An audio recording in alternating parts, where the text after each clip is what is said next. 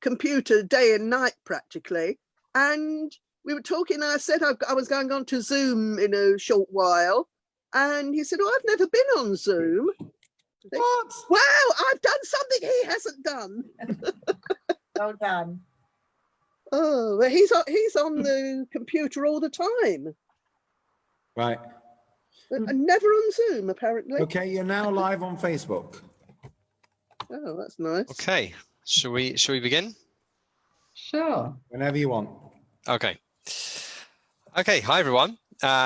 So this is like a strange moment because, you know, for 11 years, the last 11 years have been in 20 church fields doing explanatory services in Woodford, and this time, you know, it's on Zoom, and you know, so we have to do things differently. There's one or two things. I always think that when it comes to these things, you've got to look for the opportunities and not mourn the losses. So there are a couple of things that hopefully we'll do today that maybe that are easier because of the visuals of Zoom, that you will be able to understand a bit better than if we were in the marquee on Yom Tov on Rosh Hashanah. So, you know, I encourage you to, like, I'm happy to send the PowerPoint to anyone afterwards.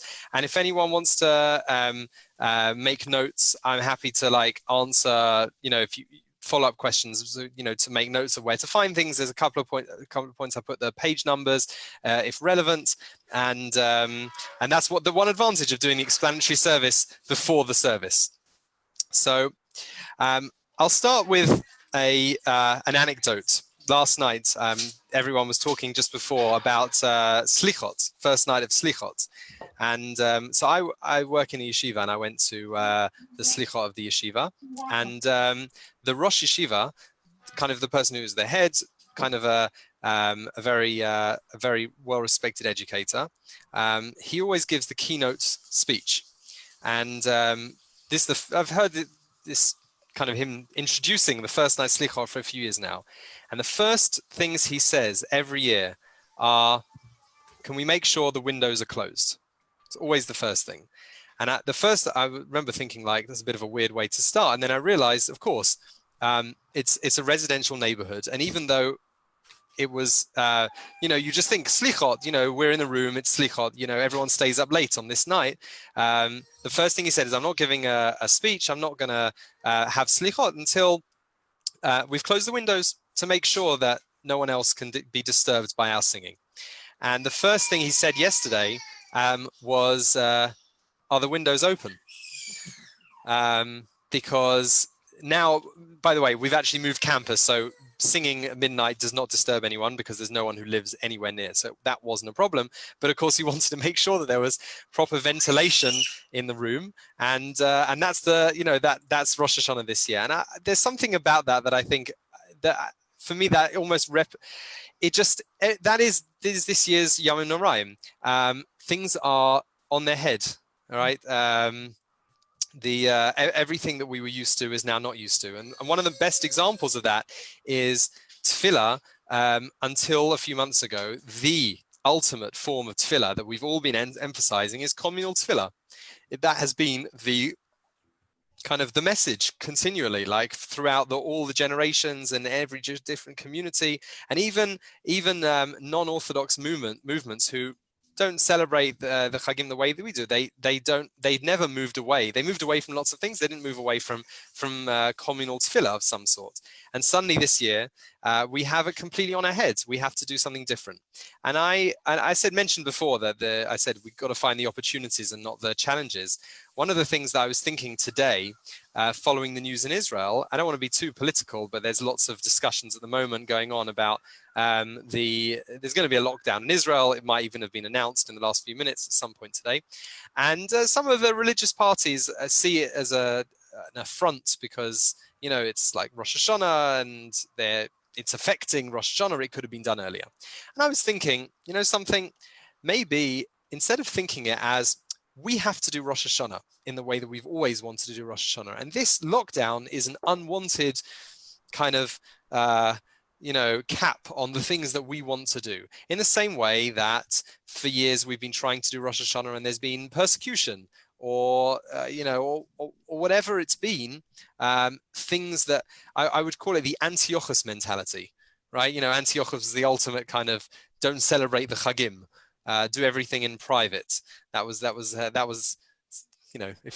many other people have done it since Antiochus, but if you like, Hanukkah was the ultimate, let's just play dreidel when they come round. Don't pretend that we're not doing anything Jewish. And I think that mode is slightly different here. I think I don't think it's like that we should kind of, obviously we won't be able to do Rosh Hashanah in the way that we always want to do Rosh Hashanah, but maybe God's sending us a message that we should be doing something different. We should be finding different meanings in the prayers and the customs purposely. Maybe that there are different aspects that we didn't really think about before that are now going to come to the fore. And there are some things that maybe we've understood that, the central points that, okay, we won't have. I'll give you a great example. Anyone who's been to my explanatory services will tell you what my favorite part of the Rosh Hashanah service is. It's Ein Kitzvah. If I tell you the tune, you'll remember it. Ein kitzvah lishnotech aviein kates liorech, and then the chorus is asay asay asay leman shemecha. It's a beautiful tune, and it's the kedusha. It's the holiest bit. And anyone who's been to shul and seen people in, you see kedusha, you put your feet together, you don't move, you don't speak, and it's the the central, the climax. That if you're at home this year, that it just isn't relevant. And if you're and even if you're in shul, it won't be as many people, won't be the singing. So maybe that's not what we're going to talk about this year. So this is going to be the first year I'm not going to talk about Ein Kitzvah as much as that's something I love doing. We're going to talk about other things. So the theme of today is discovering new meaning in our prayers and customs. I'm going to try and do that. I'm going to try and show you also some of the structure, kind of meaning through ideas and meaning through structure, because I think it's always so important. As much as ideas are good, I think they have to be based on a structure so that when it comes to Rosh Hashanah, we understand what we're doing. Like there's this huge machzah, it's very big. We need to understand a bit more about the structure. I can't do everything today, but we'll try. And also some practical tips to making Rosh Hashanah meaningful. So let's begin. And I wanted to begin with the evenings. I'm going to start with evenings, and then we're going to talk about the mornings. Now, I am pretty sure that in the Cooking with Debbie and Sessions with Blima, I'm sure that you've discussed Rosh Hashanah related food. And don't worry, I'm not going to be spending any of my time telling you what to cook for Rosh Hashanah. But this is the background is a picture from Jamie Gallo, who's a famous chef. I think everything here is one of the simanim of Rosh Hashanah, one of the signs. I just want to talk about the idea of what we can do in the evenings of Rosh Hashanah to turn our meals into spiritual experiences. And the first night we have a custom to have many different simanim, signs. Now there is a list in the Machzor, and it will tell you that if you have fenugreek, then you say this line. If you have carrots, then you say this line. It actually doesn't really matter. There's lots of different customs. You can make your own one up. If you just, like the famous one is raisins and celery. I think Rabbi Wallenberg tells this joke every year, or definitely I've heard it many times, right? Where you say, you have raisins and celeries and say, may I have a raise in salary? But it's, I didn't make the joke, so don't blame me. It's not my joke. But it's as legitimate as having, the dates and saying Sheyitamu sonenu, may our enemies be destroyed, because Tamar is date sounds like Tamu, to be destroyed. You can do whatever you like. And I even I'm trying to think if anyone has any. If anyone thinks of now of like some special ones for this year, you can put it in the chat of like for this year, like maybe Corona related. But I would say that the following: maybe we can think about our menu in the way that everything we cook for the night of Rosh Hashanah has significance. And why is that important? Because this is the beginning of the world. There is an idea that God looked into the Torah and created the world, i.e. that the world is I know this sounds like what does that mean? I mean, the Torah is just like a list of words, But the Torah is more than just a little word. It's a guide, it's a framework for life. God created the world out of the concepts in the Torah. If you like, the beginning of a project has the essence of it, in the same way that a human being at the beginning is just a cell, and every personality trait that they have and all their all the attributes and the abilities that they have, like, at the beginning it's just consolidated in one very small organism, and they grow, and eventually it's an amazing thing what the human beings can do. So I think that in the same way, Rosh Hashanah is supposed to be that. It's supposed to be that for the year. It's like a microcosm. It's the day the world was created, which means that anything you do on the first day has a lot of significance. I'll give you another example. If you're building let's say you're building a tunnel, right? Now there was a story a few years ago when Israel were building the tunnel, well, not just tunnels and bridges from Jerusalem to Tel Aviv. They built a new train, right? So there was a story. I think it was to do with Israel. It could have been to do with Crossrail, but I think it was to do with Israel. That they got the dimensions wrong by about a millimeter, and because they programmed everything, it meant that like months down the line, everything was off. 1 millimeter in an architect's drawings of if you're building a tunnel has a huge ramification when you're eventually going, you can be off by one day. So Rosh Hashanah is like the beginning of the world, and I think the significance is of not whether you have dates or carrots or raisins and celeries. The fact that the significance is, what are you thinking about? How can we make the first day of Rosh Hashanah a day when we really focus on the small details, the same way that in Judaism we believe that our the physical things we do have meaning. It's not like there's religious time and non-religious time. No, the physical things are infused with religious acts. Eating is a religious act. We make brachot. So Rosh Hashanah is that, but like 10 times, because we think about everything. There is a custom that you shouldn't have a shluf, shouldn't have a nap on Rosh Hashanah. No, I'm not talking about in the evenings. I'm talking about, Shabbat afternoon, people go for a shluf. Now, that's maybe why Rosh Hashanah services are so long. But this year, there's a real temptation because many people won't be in shul. But the custom of doing it, of not having a shluf, is because we should spend our time learning. We should not waste time. If you're just like relaxing around on the first day, what does that say? It's not saying you can't do it for the rest of the year, but on the first day. So how can we make our first meal meaningful? That everything we lay on the table can have some kind of significance. It doesn't have to be Hebrew word plays. It could be English word plays. It could be just something of significance to you. A meal that you ate once that had resonance.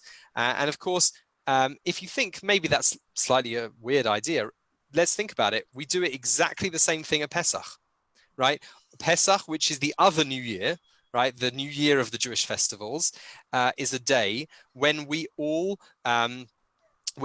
take symbolic foods and we attribute meanings to them. Rosh Hashanah, we have more ability to decide ourselves. It's not like we have to eat matzah or maror.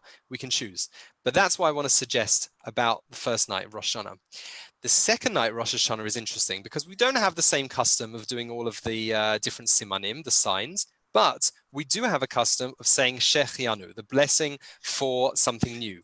And the reason why is because there's a whole question about whether anyone, I'm sure, especially people who like candles, will know that there are times when you say Shechianu or you don't say Shechianu. You say Shechianu if the day is defined as a new day. So, sorry. If it's in second day Yom Tov, you don't, but on Rosh Hashanah you do because it's still considered part of Rosh Hashanah. Either way, we say Shechianu, and so some people have a custom to have something new, and while you're saying Shechianu on the candles and the Kiddush, you can also say Shechianu on your new suit or your new fruit, whatever. And And the second night of Rosh Hashanah could be an opportunity to decide to make, if you're going to think about the changes you want to make in your life, like a New Year's resolution, maybe that is the time that everyone can say, around the table, you could say, this is my New Year's resolution, i.e., so both nights of Rosh Hashanah can symbolize something different. The first one being everything there has meaning. So it's thinking about everything we do. How can we bring meaning into everything we do on the first night of Rosh Hashanah, which is a message for us for the year? How can we think about what we do more often rather than just doing things by rote? Jewishly, non-Jewishly, it's a message for all of our lives. And the second night, thinking about how we can do something new. Like, what is going to be our Shechianu for the new year? Is there going to be something new we're going to bring to our life? So those are my suggestions for practical ways that we can make our evenings of Rosh Hashanah a little bit special. Now let's jump into some of the prayers. And I wanted to, if you can see here, I've chosen a prayer that I think takes on new significance. Now, this prayer I chose because it's in every single prayer. Remember, on Rosh Hashanah, there are 4 prayers on each day, which means 8, just like any Shabbat. We have the evening service, the morning, the additional, and the afternoon. Mariv, Shacharit, Musaf, Mincha. And this prayer comes up in every single one of them. There's actually a few of them. It says Uvachein is the first word. You can see, and I've given the page numbers and the article on Koren below. You can look it up. And Uvachein, it says here, and so grant that your awe, Hashem, our God, be upon all your works and all your dread upon your created. All your works will fear you and prostrate before you and your created beings. May they form a single band to do your will with a perfect heart. We know, Hashem, our God, that rulership is yours, strength is your hand, might is in your right hand, and your name is awesome over what you created. Now, I have to say, when I used to look at this, I couldn't really relate to it, let's say in a 2020 kind of way, or 2019, 2018 kind of way, because the way I envision this is this messianic view of one day in the future, the whole world is just going to kind of like go to their knees and say, God, we worship you. That's how I understood it. And let's be honest, I think there are some prayers that evoke similar meanings, that we say them because the language is beautiful, the idea is beautiful. I think that religious Jews would love the idea for everyone to recognize God, but it doesn't sound like a very realistic vision. I mean, it's not. I know that there's anything can happen. No one would expect it in the year 2020 for the pandemic, or even for Israel to be making peace with all these Arab nations. Like, obviously no one knows what's going to happen in the world, but really, would you really think this is going to happen? So I have a suggestion that perhaps this paragraph is it's telling us something different. This is an insight I had. It's the following. I want to focus on a few key words. It says, "V'asu chulam aguda echat lasot ratzoncha b'leivav shalem." In English, may they all form a single band to do your will with a perfect heart. What is your will? What is this one thing that every creation is going to do? Now, we don't believe that the world has to keep the 613 mitzvot. I don't wake up every morning crying the fact that there's many non-Jews who don't do the mitzvah of talit or tefillin, because they don't have an obligation. It's just Jews. So what is the world supposed to do? So maybe it's the 7 Noahide laws. There are laws for non-Jews. I want to suggest that it's even more basic than that. When God created Adam, man, at the beginning, it says, "B'tselem Elokim bara'ato." In the image of God, he was created.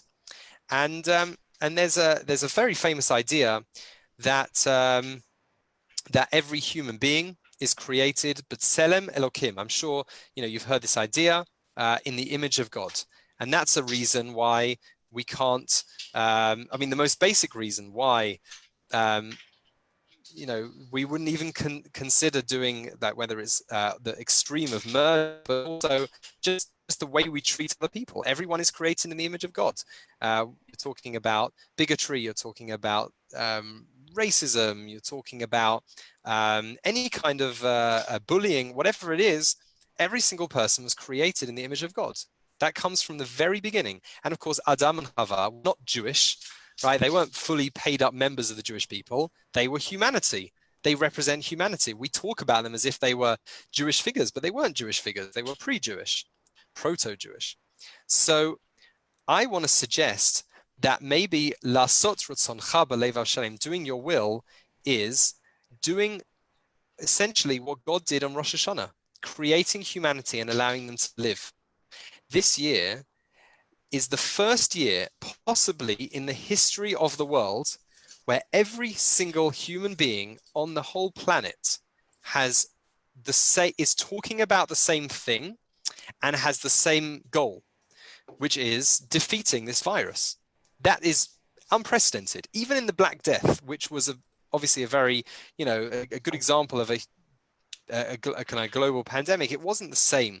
The fact that we can move around the world and communicate with the world, the fact that there's vaccine programs all around the world, everyone is focused on this one goal. And it's not just about a kind of an international level of creating a vaccine.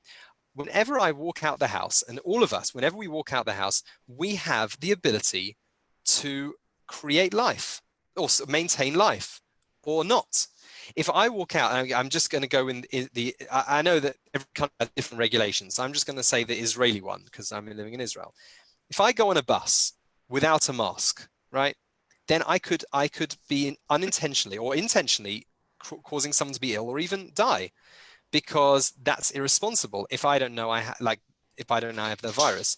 And therefore, keeping the rules is an incredible opportunity for us to not to save lives, to maintain lives.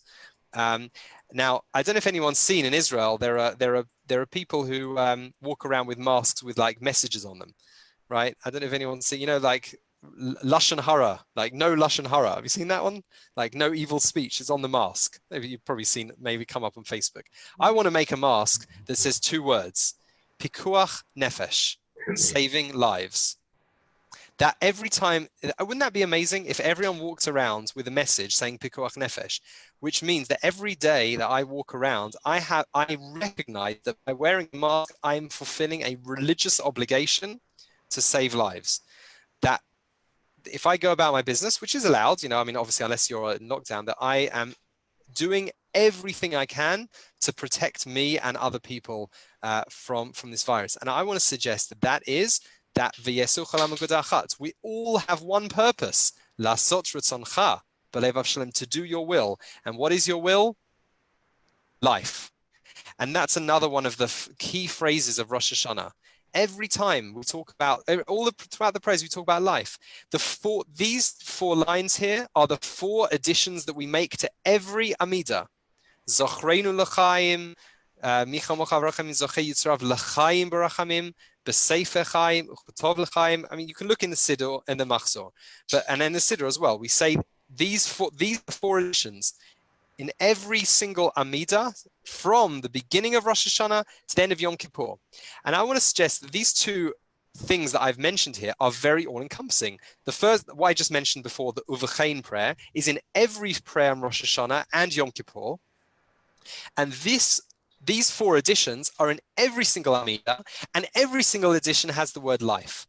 It's just like God is judging us for life on Rosh Hashanah. We also, it's not passive. Our job is not just saying, please God, give us life. We can be like God.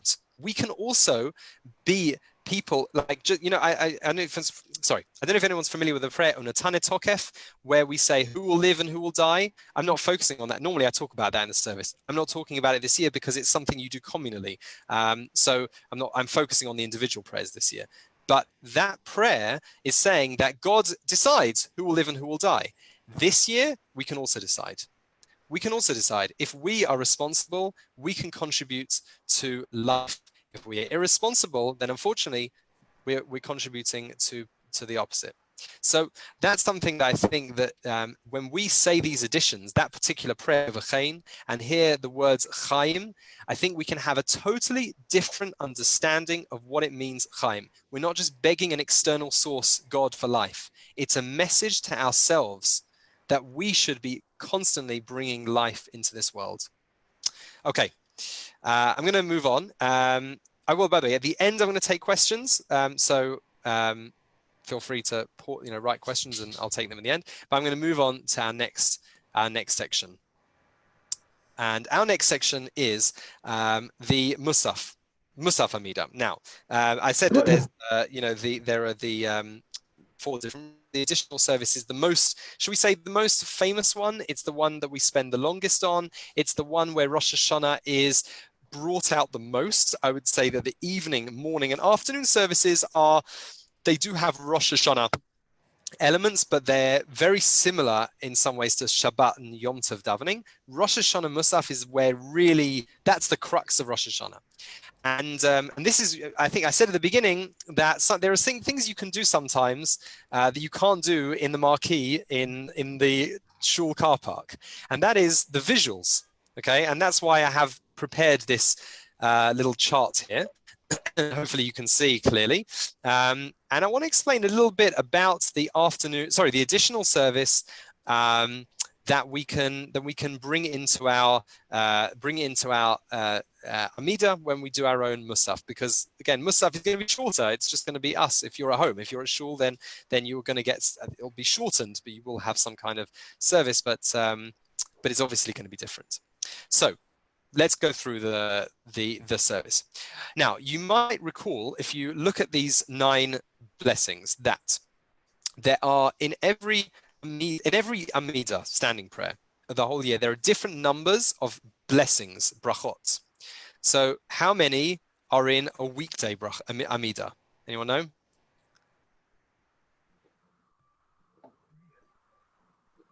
19.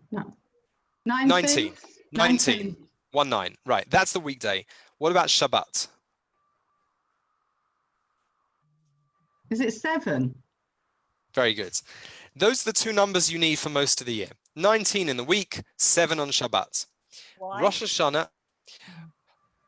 Why? Well, I will briefly touch now. I don't want to be too. You can tell me another time, or you can send an email. Yeah. No. The brief answer is that we make requests during the week. We don't make requests on Shabbat, and therefore Shabbat is shorter. And basically Shabbat davening is the same as the weekday, but getting rid of all the requests. Please do this, please do that, and adding something about the holiness of the day. So it's 19 take away 13 plus 1. Okay. So here on Rosh Hashanah, we also don't really request things because we're on festivals. We don't really request. We don't say, please God, give us this. There is a little bit of controversy about that, by the way, because there are some prayers that you're like, we are requesting. But let's put it this way: in the Amida, the broad idea is that we're supposed to mention things and talk about ideas, as opposed to just a good example is the prayer for the sick. Okay, the prayer for the sick we say directly on Yom Tov, on the weekday. On the Rosh Hashanah, you can have it in mind, but we're not as direct. And we add the first. Okay, you can see there are 9 blessings. 1, 2, 3, 7, 8, 9. I'm not going to talk about because they're the same as every other ones in the year. Okay, every single Amida throughout the year starts with those 3. The session we did the other day, if anyone was in that session, we actually talked about the first one, the patriarchs. We found some new meanings in that. That was 1, 2, and 3 are regular, and 7, 8, 9 are also, well, they become 5, 6, and 7, or 17, 18, 19, but they're always the last 3. But these 3 in the middle are very unique. Well, sorry, they are unique to Rosh Hashanah. And I want to spend a bit of time on them. Kingship, remembrances, and shofarot. There's no translation, it's just shofars. So let's understand a little bit more. If we understand these 3 ideas, I think we understand Rosh Hashanah. So we're going to go through each one in turn and understand how they are, the meaning of the day, and how we can bring in insights. And also we're going to see some practical tips as well. Okay, so let's start with the 4th one, Malchiot, which is kingship. Each one has 3 sections. It's very structured. Some Machzorim show the structure better than others, but feel free to take and print this, and once you look at this machsa after looking at this PowerPoint, hopefully you'll see how this structure plays out. There is an opening, there are 10 verses, and there is a conclusion. Just like in an essay, I used to be a teacher, a formal studies, Jewish studies and history teacher, and you always have to say to people, you have to write a beginning and a middle and an end to every essay you write. So this is exactly the same thing. We are organizing our thoughts before God. We have a beginning, a middle, and an end. The beginning is a special prayer that brings out the essence of kingship, that introduces the idea. The middle is quoting 10 verses from the Bible, from the Tanakh, where we show God's kingship. We just, and then there's a conclusion where we ask ultimately God to bring that vision into the world of kingship. By the way, I'm not going to go through the intricacies of the verses, but if you look at the verses, there's a structure within that. The structure within that is the verses consist of 3 from the Torah, 3 from the prophets, the Nevi'im, and 3 from the Ketuvim, the writings, and then 1 to round it off from the Torah. So you've got a 3, 3, 3, 1 making up your kingship, which is part of 3 of Malchiot, Zichronot, and Shofar. There's a lot of, if you like patterns, and anyone who's listened to any shirim of mine over the years knows that I very much like patterns. You find that in Rosh Hashanah davening. So Malchiot, kingship, what do we have? So you can see there, you have your verses, you have a blessing at the end, you can see what the blessing is. I want to spend a little bit of time talking about the first bit, which is Aleinu. And I'm sure that most of you are familiar with the prayer Aleinu. If I didn't actually write the page number, but I can tell you now, if you have an art scroll and if you're looking at one, but if you're looking at one, it's on page 500. That's easy to remember. But it's not just in the Rosh Hashanah service, it's at the end of every single prayer we do throughout the year. Now, we might think when you're saying the Amid, you're like, what's this doing here? This is something it's like an add-on at the end of the service. The reality is that Aleinu comes from Rosh Hashanah. It is a Rosh Hashanah prayer. Not just it's a Rosh Hashanah prayer, but the tune for Aleinu, which I'll sing now, is also something you might have heard. It goes like this: Aleinu l'shabayach ladon hakol. That refrain, da da da da da da da da da da da da. That refrain. If you've been to Shul on Rosh Hashanah Yom Kippur, you'll have heard it, and you'll hear it constantly, because that is the tune for Musaf. It comes from Aleinu, and that tells you something about how significant the prayer is. If the words, which originally were said once a year, end up being said 365 days a year, 3 times a day, and the tune is the motif for the service, then it must be a critical prayer. And that it is. It's saying Aleinu l'shabeach ladon hakol, that it's our duty to praise God, and it says that we prostrate ourselves to the King, before the God who is the King, and it talks about how we shouldn't worship idols, and we should remember that God is the one God. It reminds us a little bit of the Shema Yisrael, Hashem Elokeinu Hashem Echad. God, it's a very simple Shema, is like one line. God is one. And by the way, Shema Yisrael is one of these 10 verses because it's about God's kingship. God is one. And there is a story that Aleinu dates back to the right at the beginning of not right at the beginning, but fairly beginning of Jewish history, when Joshua leads the Jewish people into the land of Israel. He said Aleinu. Now, we have no historical evidence for that.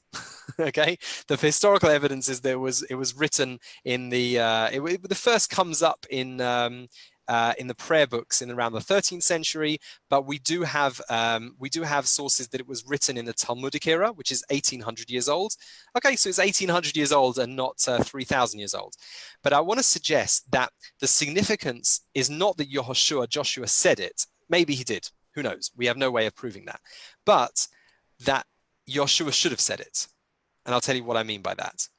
Because this prayer is trying to tell us that there are two, you know, when we think of religious prayer, we have shul, right? We have religious time, and then we move out into the world where we're not regimented by, we don't have a prayer regimen to our lives. And, you know, you pray, and then you have a time when you're just expected to live your lives. And how do you make that transition? And Aleinu says that there are these truths. God is one. Aleinu l'shabeach. It's our job to praise God. It's our job to take that with us. The second paragraph says, Al kain nakavelecha Hashem Elokeinu. Therefore, I'm not going to list everything that's in the second paragraph, just the first two words, therefore, that there is a therefore. That when they wrote the Siddurim, they realized the power of this prayer is that it's a call to action. It's not just a description. There's lots of times in Rosh Hashanah where we describe God. There's sometimes when we ask for things from God, but this is a call to action. Now, anyone who works in marketing will know that the most powerful form of marketing is when you can get people to do something. Right? You can, you know, you encourage them to go to your website and buy something. It's not enough to just tell people about your product. You want them to actually do something with that knowledge. So Aleinu is a call to action. And that's why we do it at the end of shul. It's almost like saying, you've just had your religious experience, but how's that going to impact you? You need to do something about it. So this is the significance behind the Aleinu prayer. And that's why maybe Joshua should have said it when he came into the land of Israel. The Jewish people have been wandering in the desert in a clouds of glory, and they've been living in like a shul for 40 years, right? They've been living in a God's existence, and now they're about to make their lives have a normal life, go to work, and they have to serve God.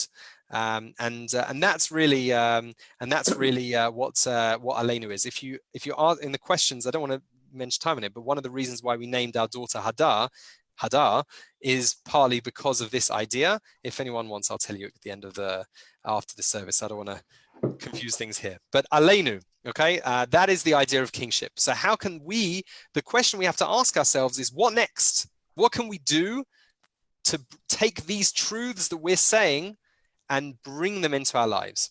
So that's the meaning. We've looked at structure, we've looked at meaning, and that's my practical suggestion. How can we ask ourselves that question? We can do it on Rosh Hashanah, and we can also do it every day when we say the Aleinu prayer. Ask ourselves, what are we taking from the religious experience we've had into the world? Okay, I want to move on from Malchiot to our next. I'll just remind you of the structure again. There you go. Now, chiastic structure is very important in Judaism. Okay, one is 9, 2 is 8, 3 is 7, 4 is 6. The middle has significance. 5 must be in some ways the most important because it's the centerpiece. And does anyone know what is a name for Rosh Hashanah? Sorry, what is the real name for Rosh Hashanah? Rosh Hashanah is a later name. What's the real name for Rosh Hashanah that the Torah calls it? Head of the year. No, that's not the original name. The Torah uses only one. Well, no, it doesn't really. It uses two names for it, but there's one that's Day of Remembrance. very good. Yom HaZikaron, the Day of Remembrance. Look at number 5, remembrances. It is central to Rosh Hashanah, so much so that it defines the day.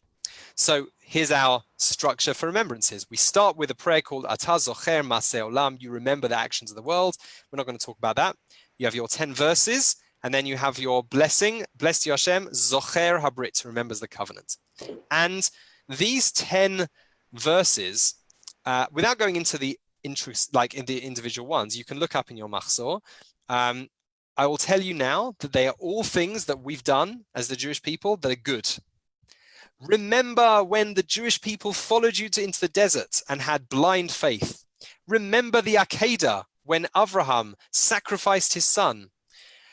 Remember all of these things that the Jewish people have done. This is the opportunity in the service where we remind God that you, God, are omniscient. You remember everything. And by the way, look at all these good things that we've done. Look at the faith that we had in you. What's the hint? The hint is a very interesting message. The message is that just like, you know, if today is that you've called today the day of remembrance, remember the good things. Remember the good things. Now, one of the questions I've always had on Yom Kippur, and I don't know, I don't know if anyone's felt this, you know, you can't really nod, and I can't see all your faces. So maybe maybe you're gonna nod inside, because this is an unease that I've felt every Yom Kippur. Have you not felt that it's so negative? We spend so much time listing our sins. Why can't we list all the good things? Why can't we just, you know, why can't it be half the sins, and why can't we, part of the service, be all of the good things that we've done? So I was talking in the lead up to this service. I was discussing with someone, a well-respected educator, and we were talking about this. I was saying, you know, Rosh Hashanah service, like different ideas for this year. And he said something really interesting that I want to share with you. He said, this is the counterbalance to the vidui, to the confession prayer of Yom Kippur.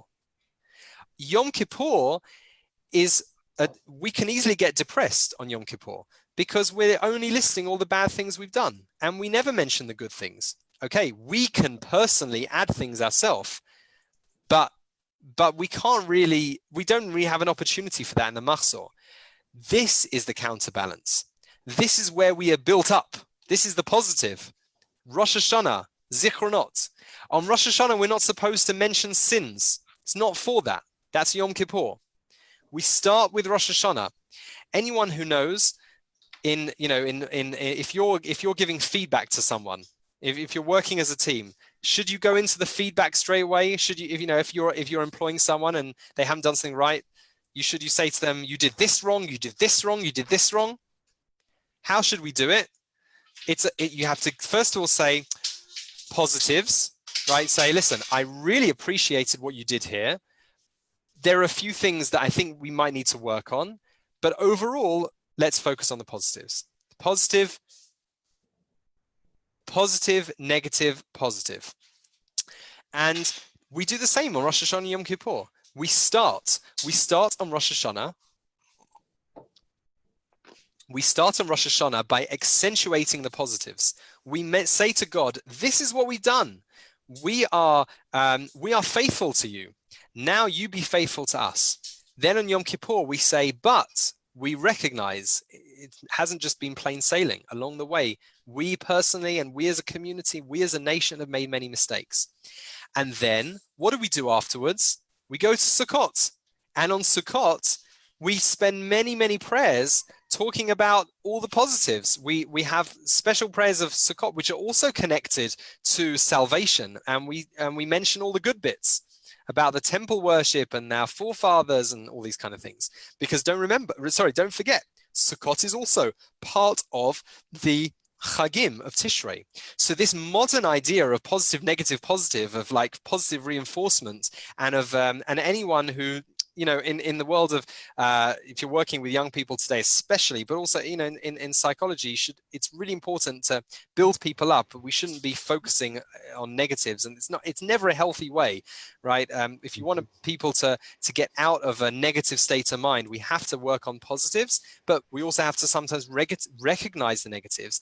Rosh Hashanah, Yom Kippur, and Sukkot give us the framework for this thousands of years ago that we find today in modern psychology. And that is that Rosh Hashanah, we should remember our merits. We should focus on the good bits. And then on Yom Kippur, we have to say, okay, now is an opportunity to say, we have to, you know, we also have to remember the bad bits. By the way, we don't ask God to remember the bad bits. That's us individually, right? We say it as a community. We don't ask God to remember it. We just remember it ourselves. Okay, now, practical tip. This is my practical tip for Zichronot. How can we bring this element of Yom HaZikaron into our Rosh Hashanah? I don't know how many people you're sitting around the Rosh Hashanah table with. Print out 10 pictures that represent things that you're proud of that you've done in your life, and stick them around the table. It could be a certificate. It could be a picture. It could be something that represents an achievement you've made. It could be religious achievements. It could be tzedakah projects that you've done. It could be, for the young people, academic achievements. anything that you've done to innovate or that you've made someone's life better. It could be a picture and it could be a written thing. 10 things around the room, because 10 is the number of Rosh Hashanah, right? We have our 10 verses. Just like the prayers, we remember 10 times when the Jewish people did things, good things, that we ask God to remember. We in our lives should remember 10 moments that we as a family or as an individual have made a contribution to the world. And that way we can bring this idea into our own homes, even if we aren't in shul, that this can really encapsulate our day. So that's the idea of zichronot, remembrances, bringing the idea home. Now Rosh Hashanah is about remembering the good things that we as a people and individuals have done.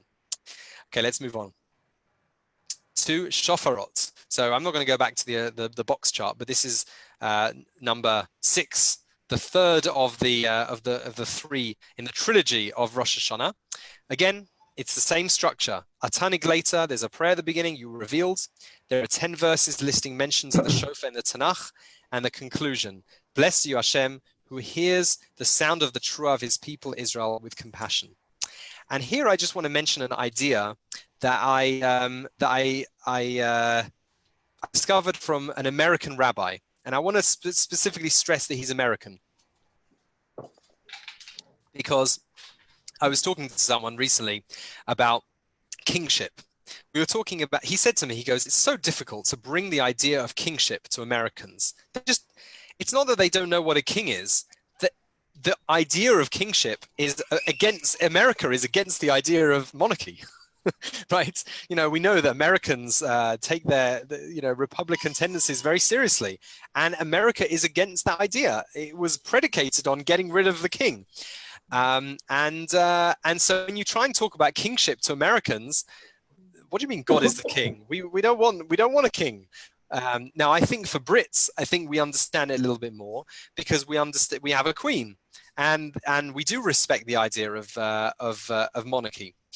So I also, by the way, I have a feeling that's why we like singing the songs that British Jews sing, emphasize, are to do with the majesty of God. For example, Ein kamocha va'elokim Hashem v'ein k'ma'asecha.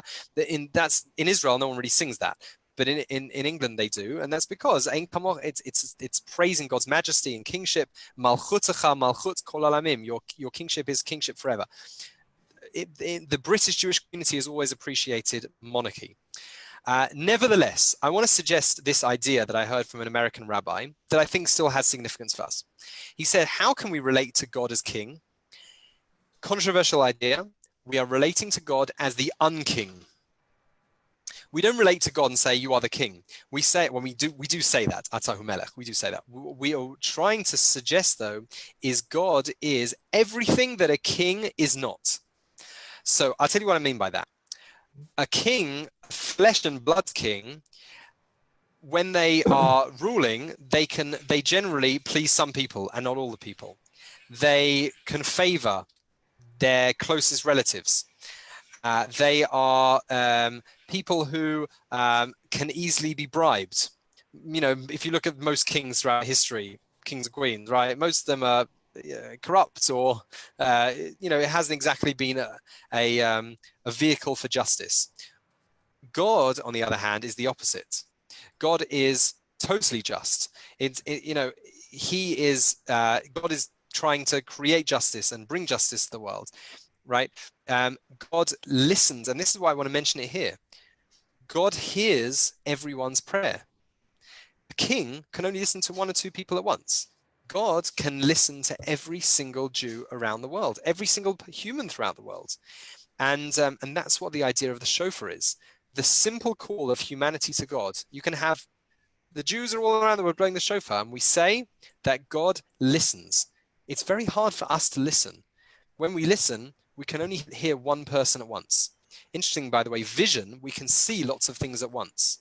We can make out, I'm looking now.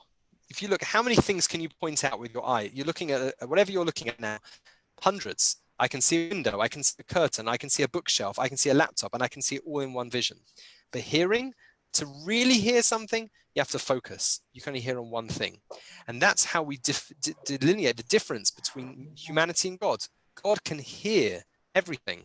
In fact, when the Jewish people are at Mount Sinai, it says "V'chol ha'am ro'im et hakolot," that all the people saw the sounds. What does that mean? They saw the sounds. I think it means that the sounds that normally you have to focus into here. You saw, if you like, the Torah being given. You realized that it was part of a bigger picture. In the same way that you can see lots of things at once, you can hear lots of things at once. So God is a king who can listen to every single person. Maybe we can try, even if we can't listen to everyone at once, we can try and listen to more people more of the time. That's what we can do. But that's what the shofar is teaching us. The idea that God is not a human king. If you're looking, by the way, for that motif throughout the other prayers, there's a famous prayer that I'm not bringing here. It's called Melech Elyon. I feel familiar with that prayer. It comes up a couple of times over Rosh Hashanah. Melech Elyon.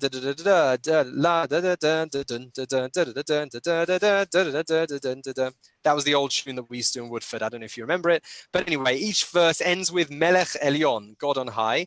And then it says Melech Evyon, a human king, and it contrasts the human king with the God king. And that's a theme throughout Rosh Hashanah. We don't say that God is like a human king. We say God is different. Think of the Jewish people throughout the centuries who were subject to the persecution of kings, right? Their life was dependent on whether the Tsar was in favor of the Jews. But we have God, Melech Elyon. So that's an idea that I want to bring for Shofarot. Okay, let's move on. Now, does anyone know where this is? Viewers? It's one of my favorite views. Yeah, go on. Eagle Pond. Eagle Pond. So this is like, for me, one of the most difficult things about Rosh Hashanah this year, not going to Eagle Pond, because it's the most beautiful place to do tashlich. It's really stunning. I've not felt, we were discussing this before the session started. So I want to suggest a couple of ideas about tashlich, because as far as I understand it, although you can't communally go to tashlich, every single person here, if they can't go to shul, you can go to tashlich, because you can go for a walk. That's within the rules. Tashlich is a it's relatively not as celebrated custom, and it's a very confusing custom. Anyone who follows the Vilna Gaon, Rafi Slaznik was telling me before, his family's custom is not to say it, because there are many rabbis who are against it, mainly because one of the reasons is very controversial. You cast off your sins into the sea. What is that? That's like a shortcut. If everyone does that, they won't go to shul on Yom Kippur. They'll think that all you have to do is go to the lake and just throw some bread into the sea. So I want to suggest a few other ideas to tashlich that maybe we haven't heard before, and maybe if we do these, if we take these ideas, maybe it will bring a little bit more meaning. One is that the lake, or or should we say more accurately, the body of water was where the Jewish people coronated their king. King Solomon was coronated there, was crowned there. And maybe tashlich is an opportunity to go to a body of water and do our own coronation of God as the king. Maybe that's the custom on Rosh Hashanah. So it's another way, a physical way of representing the things that we've done before. Rosh Hashanah, we're always thinking about how we're crowning God as king. We blow the shofar, which is a coronation, and we go to the lake. So hopefully this year, whether we can do shul or not, can't do shul, we can hear the shofar, hopefully, and we can walk to the lake.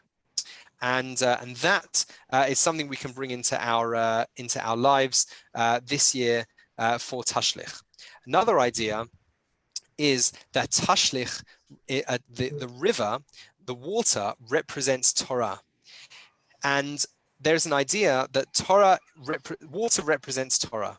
Why? Because it flows down to the lowest of places from the highest of places, and that's like Torah. Torah comes from Hashem, comes from heaven. It's the most beautiful, global, meta-historical, rich tapestry of ideas that we can't possibly fathom. We can't possibly fathom like the way the world works, but yet it sinks to the lowest of places. And it's the most basic of all of life's amenities. And there's a message for that, which is that we don't know the whole Torah. I'm sure all of us have probably sat in shul or listened to a shir, hopefully not this one, but maybe even this one. And you're probably thinking, there's some things I just don't understand. And I do that all the time. There's some things I wish I understood them, but I don't.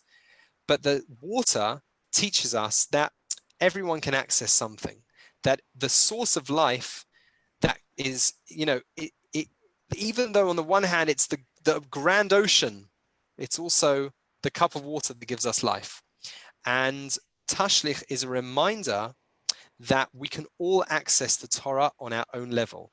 Maybe going to the lake, going to a pond, a river on Rosh Hashanah this year is a reminder of what we can access. There's a whole world out there of Torah. We might only be able to access this much this year, but let's grasp the bit that we can access. Another is that the water represents the tears of the Jewish people. There's a famous story of two famous Rebbes, the Vorka Rebbe and the Kotzker Rebbe. And the Kotzker Rebbe loved truth and the Vorka Rebbe loved people. And the Vorka Rebbe died and his son didn't have this is a Hasidic story, so let's take it with a pinch of salt. I don't think too much about how it's true. Think more about the meaning behind the story. And his son said, after he died, the Vorka Rebbe died, the son said, I had an apparition of my father in my dreams. So he goes to the Kotzker Rebbe and also hasn't. And eventually they find in a dream the Vorka Rebbe crying by a lake, by the ocean. He said, what are you doing? He said, since I've come to heaven, since I've died, I realize there's these oceans are the tears of the Jewish people, and the tears are endless because the Jewish people have uttered many prayers throughout history.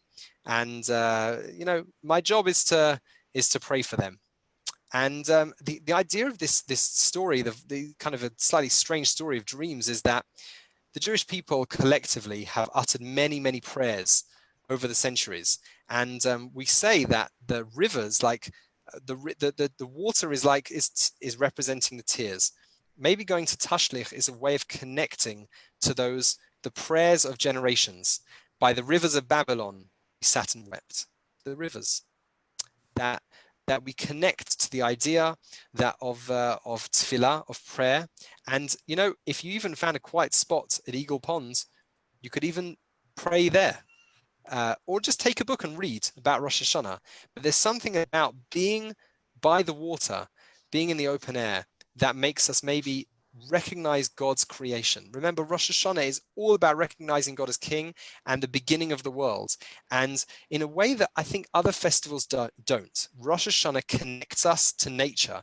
It forces us to go for a walk to a river. It's a custom. You don't have to do it. But if you can, it's a way of bringing Rosh Hashanah into our lives in a way that has not always been possible. And with that, I'm going to end because it's exactly the end of my time. And I hope that throughout what we've tried to do is given a few practical ideas for bringing Rosh Hashanah into a home, whether it's through the food we're making or the pictures around the room or going to Tashlich and making it a little bit more meaningful, finding new meanings in the prayers, and also understanding, as I always like doing, the structure to understand that it's not just individual prayers we're saying, that collectively as a whole, what we're doing is we are taking a framework where the Chazal, our sages, gave us, if you like, a framework. If you want to understand Rosh Hashanah, this is your framework to do it.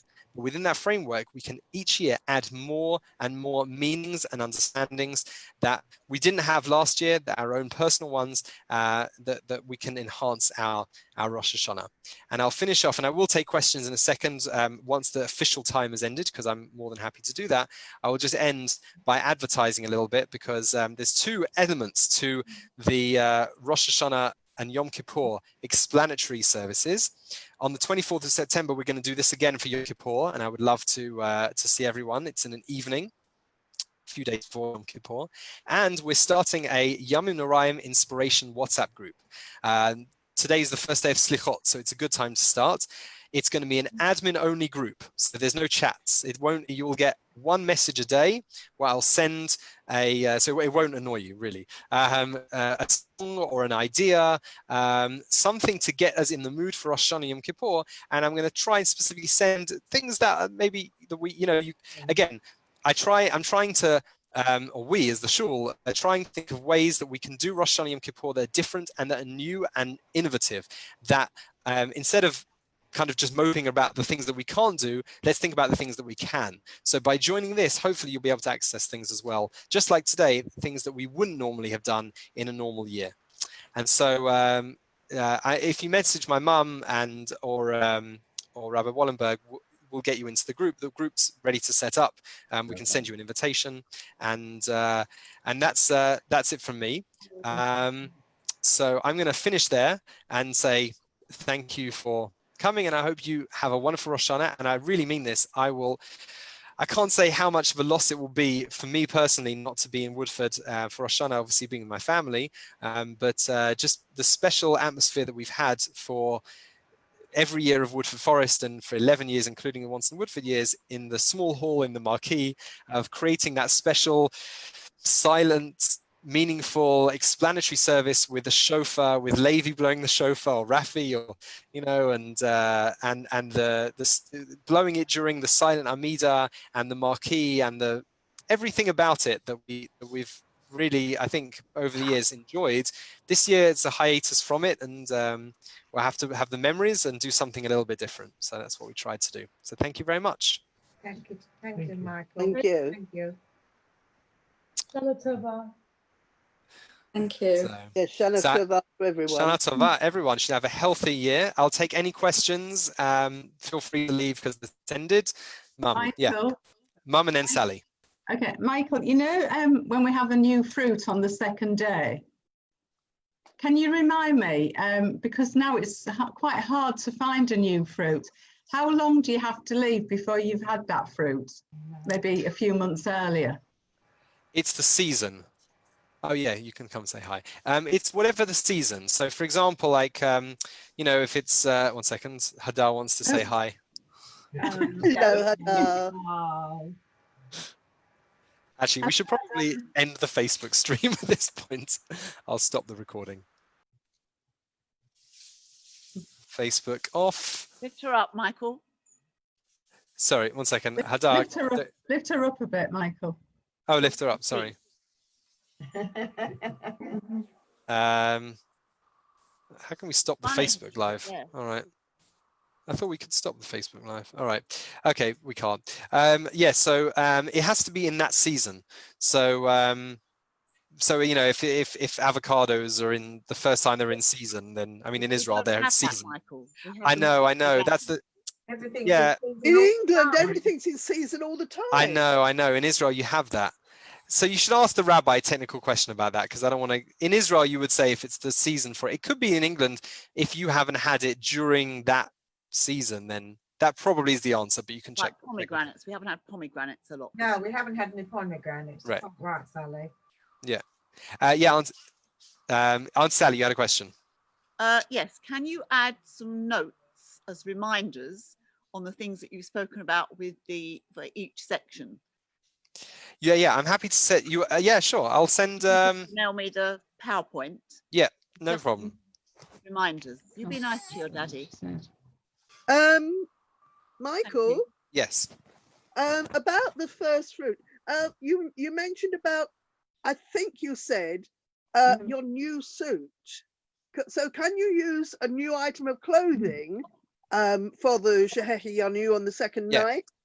Okay, so the answer is that anything that anything that you consider significant, you can make a bracha on, so like for example, not a pair of socks, right? That's not exactly very exciting, but if you buy a new suit, for example, you can. But anything that's meaningful to you, so it's very much an area of choice. I used to be very particular about what, looking in the books and seeing what it said. But actually, the more I think about it, and I spoke to a couple of people about this, if it's really meaningful to you, then say it, right? Shechianu is not supposed to, it's not the same as Borei Pri Hadama, right? If it's chocolate, then you don't make, well, actually, that's not an example. If it's bread, you make hamotzi. And if it's a tomato, you make hadama. That's very like by the book. Shechianu is more subjective. If it's meaningful and it's got to be new and meaningful. We always had new clothes for Rosh Hashanah, and we always did a shechianu over the new clothes because it was exciting. Right. We've been shopping to get new items, specifically for shul. Right. That's the idea. That's exactly where it comes from.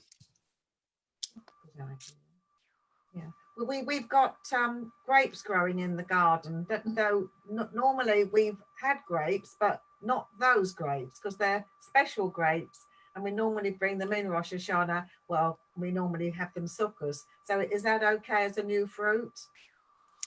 It makes sense. I asked the rabbi specific questions. I don't want to get into I want to answer his questions, his community, but it sounds logical. Thank you very much. Those as well. So huge. Yeah. Michael, what were you going to say about Hadar's name? Oh, the idea that when you have there's Moshe and Josh and Yoshua represented two different types of leadership. Moshe represented the leadership of the Jewish people in the desert, where they were very much basking in God's glory. And Yoshua represented the leadership of the Jewish people going into the land of Israel, facing the challenges of real life. Very, very different. In the desert, they ate mun, right? Which meant that they woke up every morning and there was like free food for them. They didn't have to work for it. When they went to the land of Israel, they had to work for their food. And God, if you actually in last week's parasha, Nitzavim Vayelech, God tells Moshe, like, the Jewish people are going to go after idols because it's easy to worship God when you're living in a cloud of glory. But when you're in the land of Israel and you're complacent and you're making your own food, so it's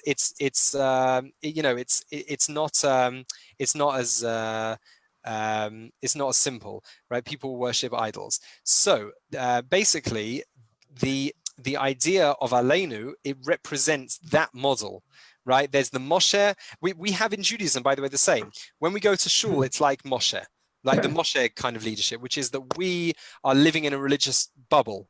And then you leave that and you go to work or you do other things. So Moshe, Yoshua, shul, non-shul. Aleinu is the transition, and I called Hadar because Hadar is the first child born in Eretz Yisrael, in the same way that Yoshua is actually called Hadar, not as in the name Hadar, but Yoshua has the attribute of Hadar, of beauty, and the reason why is because it's radiating God's beauty in a way that's like that makes a difference to the world, because that's his job. His job is to be active in the world. Whereas like Moshe's, it's called Hod, which is like glory, but not an active form. It's like reflecting God's glory as opposed to passing it on. They're different attributes, so that's what we wanted her to have, that attributes of like making a difference, if you like, to the world and also Eretz Yisrael. Okay. But you knew that anyway. I don't remember all of it. Thank you, Michael. That was great. Pleasure. Yeah. Thank you. It's really interesting. So I'll send the PowerPoint some point in the next couple of days, and I can't promise to add everything I've mentioned today, but I'll add a few notes. Just some bullet points. Lovely. Thank you very much. Very nice. Thank you. Is there a recording from your last Yes, shoot? there. I think there was. Yeah. It was recorded. Yeah. Yeah, Both of them were Deborah, Rabbi Wallenberg will put, or Bleemer will put them on the website at some point, but it's just been a bit busy, so that I don't think it's on there yet. Yeah, okay, lovely. But I will let you know. I'll let you know, Deborah. Thanks, Anne. Thank you. Sure. Bye.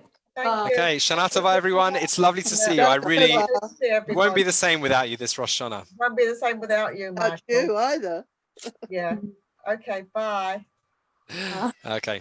Bye. Bye.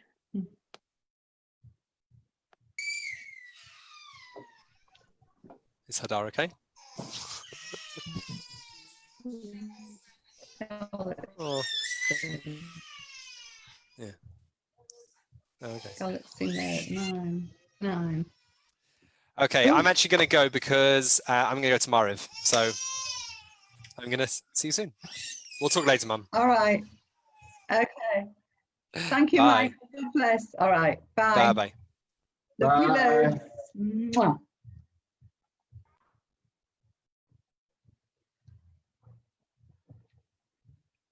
Oh, it's Rabbi. Hello, Rabbi. Hi. How did it go?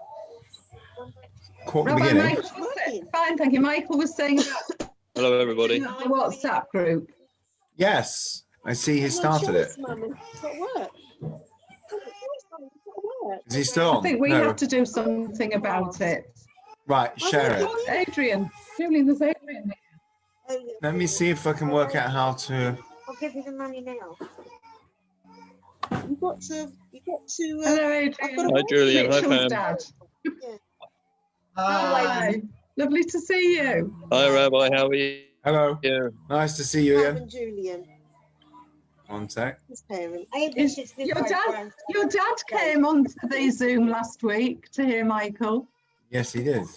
Adrian. He told me he really enjoyed it. Yeah, that was so special. I think I forgot to remind him, like I forgot to log in earlier. Oh, this will be recorded. There's another one after Rosh Hashanah. Yeah, and it's recorded. Yeah. Okay.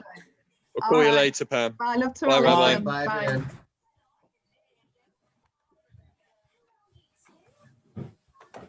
So do you know what we do about the WhatsApp group?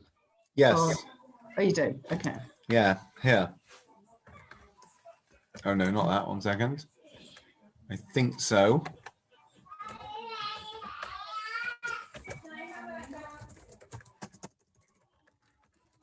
I put it in the chat, Pam. I'll put it on I think WhatsApp those as well. 1 people second. have gone now. Yeah, I know.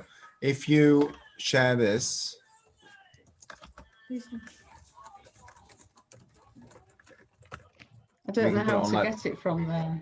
okay, I've put it in your WhatsApp as well. Oh, that's all right. Thank you. So if you just share that, and I'll stick it on the Shore Facebook group as well. Okay. Thank you. It's going to be daily. Michael's going to put one thing on there, apparently. Great. Okay, so let's do this. Okay. Okay. Right. Oh. Right. Bye, everyone. Busy day. Sorry? Had a busy day filming Yeah, and very. things. Yeah. Have you had a busy day filming? Yes, very much so. It was lovely this morning. Good. Thank you for coming. Sorry, I saw your message much later. Oops, what was this? It's okay.